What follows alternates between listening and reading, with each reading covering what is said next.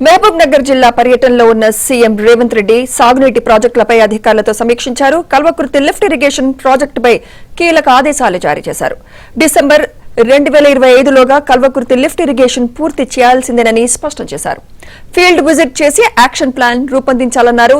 Green channel ద్వారా నిధులు విడుదల చేయడానికి ప్రభుత్వం సిద్ధంగా ఉందని సీఎం రేవంత్ అన్నారు. ప్రతి నెల ప్రాజెక్టు పనుల్లో పురోగతిపై సమీక్షించాలని అధికారులను ఆదేశించిన సీఎం యుద్ధ ప్రాతిపదికన పనులు పూర్తి చేయాలన్నారు.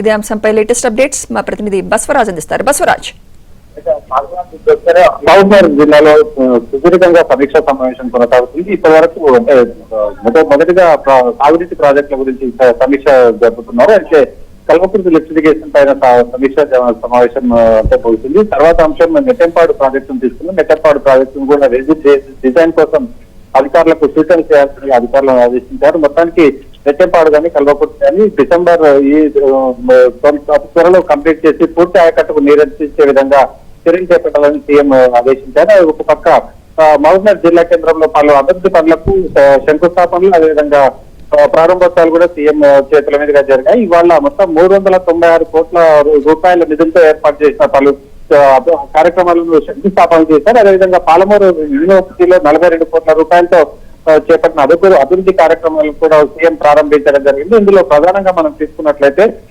మహబూబ్నగర్ జిల్లా కేంద్రం పాలమూరు ఎంబీఎస్ డిగ్రీ కాలేజ్ లో 10 కోట్ల రూపాయలతో బాలికల హాస్టల్ కావచ్చు, దేవరకర్లో 6 కోట్ల రూపాయలతో ప్రభుత్వ డిగ్రీ కళాశాల కూడా ఏర్పాటు చేయడము, అదేవిధంగా బాబుగా రూరల్ మండలిలో 3 కోట్ల 25 లక్షల రూపాయలతో ఏర్పాటు చేసే కేజీబీ భవనాన్ని కూడా ఇవాళ శంకుస్థాపన చేశారు. దండీలో 6 కోట్ల రూపాయలతో కేజీ భవనము, కేజీబీబీ భవనం, అదేవిధంగా పాలమూరు యూనివర్సిటీలో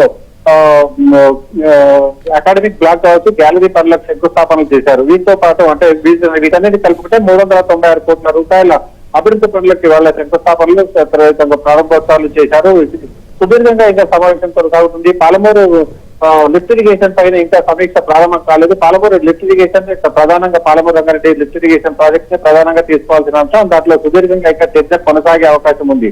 మొత్తానికి 55,000 కోట్ల రూపాయల అంచనాతో ప్రారంభించుకున్న పాలమూరు లిఫ్ట్ ఇరిగేషన్ లో ఇప్పటి వరకు 25,000 కోట్ల రూపాయలు పూర్తిగా ఖర్చు అయినప్పటికీ కూడా ఇంకా ఒక చుక్క నీరు కూడా సాగునీరు అంటే ఒక ఎకరాకు కూడా నీరు అందని పరిస్థితి ఉంది. దీనిపైన చాలా సీరియస్ గా ప్రభుత్వం ఆలోచిస్తుంది. ఖచ్చితంగా ఇక్కడ ఉండే రిజర్వాయర్లు ఏదైతే ఏదుల బట్టెం ఈ 2 రిజర్వాయర్లు కంప్లీట్ అయ్యాయి. అదేవిధంగా కరివెల రిజర్వాయర్ పూర్తయినా కూడా ఇప్పటికే నీళ్ళు వచ్చే పరిస్థితి లేదు. ఉద్దండాపూర్ రిజర్వాయర్ కేవలం 40% పనులు మాత్రమే పూర్తయ్యాయి.